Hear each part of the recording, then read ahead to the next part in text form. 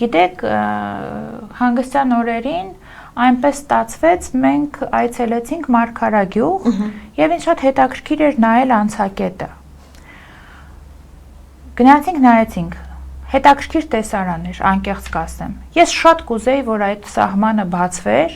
բայց բացվեր հավասարի պայմաններով։ Ես շատ կուզեի, որ սահմանից երկու կողմում գտնվող պետությունները իրար հանդեպ լցված լինեին հարգանքով, այլ ոչ թե տեր ու ծառայի կարգավիճակով։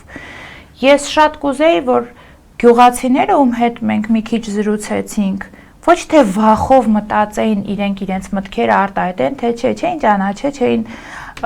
հասկանում ում հետ են խոսում եւ մտածում էին, գիտեք, բոլորը դեմ էին սահմանի բացմանը, վախենում էին ասեին այդ մասին։ Միակ բանը, որ ասում էին, փեդը ձեռքերիցս չպետք է գցենք։ Այսինքն այդ նվաստացած զգացումը, որ մեր պետությունը ծնկած